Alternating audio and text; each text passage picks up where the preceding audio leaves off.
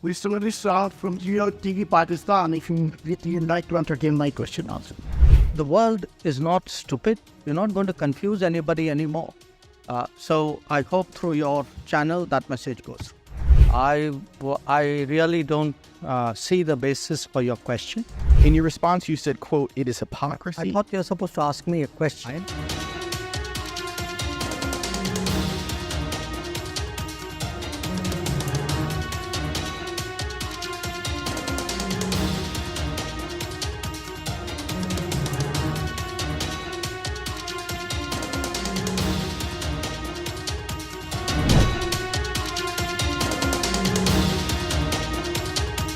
We similarly saw from TV Pakistan, if you would like to entertain my question also.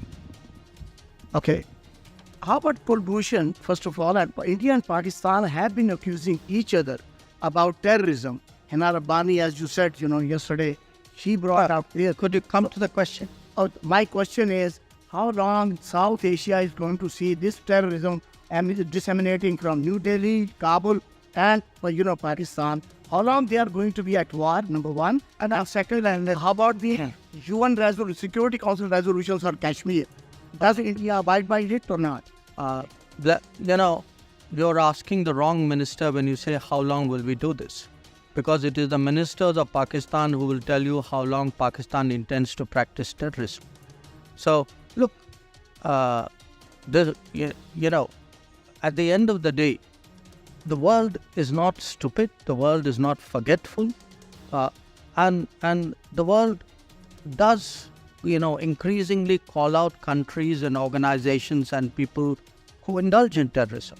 And by taking that debate elsewhere, you're not going to hide it. You're not going to confuse anybody anymore. People have figured it out. So my advice is, please clean up your act. Please try to be a good neighbor. Please try and contribute to what the rest of the world is trying to do today, which is economic growth, progress, development. So I hope through your channel that message goes through.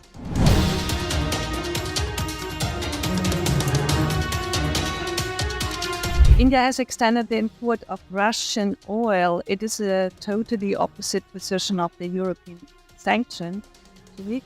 Will you change your attitude during the G20 presidency? First, we need to establish the facts very clearly.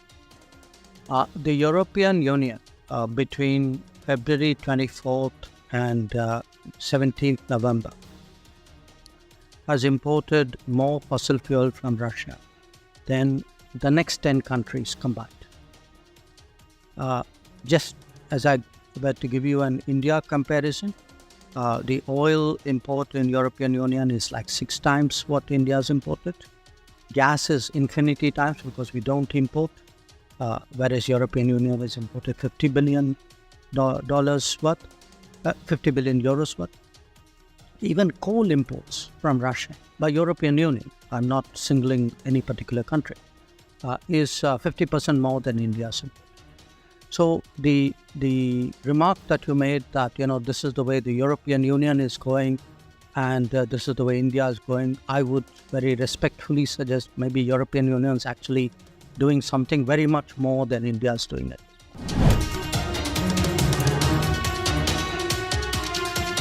Mr. Borrell is not here today, not here now, but he was in the meeting, and he told the Financial Times before the meeting that the EU should be putting sanctions on refined oil products from India using Russian oil. You're right, Mr. Borrell is not with us now, but I really don't see the basis for your question because my understanding of the Council regulations is that if Russian crude is substantially transformed in a third country, then it's not treated as Russian anymore. I would urge you to look at Council Regulation 833/2014.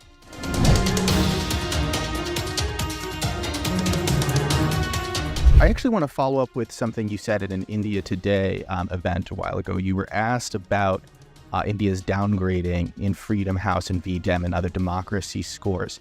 And the journalist asked you, quote, how do you see this play itself out in terms of how India is being perceived by the world and these new reports? In your response, you said, quote, "It is hypocrisy." I thought you were supposed to ask me a question. I am asking you a question.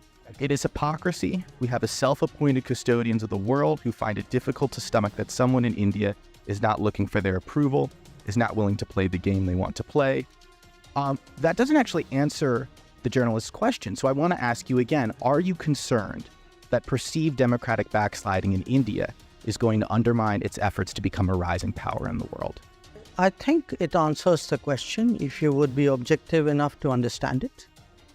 I think it says very clearly that the people who are writing these reports have a strong bias. Often they distort facts. Many of these reports are actually riddled with inaccuracy. So I put it to you, there's an ideological agenda out there. I don't know why that's hard to understand.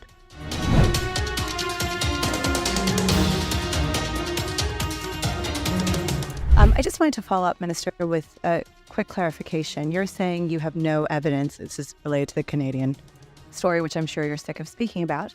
Have the Canadians, there's been reporting that there have been progressive visits from the Canadians to India, including in August. You're saying that you've never familiarized yourself with the documents that were, or no documents have been provided to you by the Canadians that purport to show evidence that Indian officials in Canada were aware of this attack.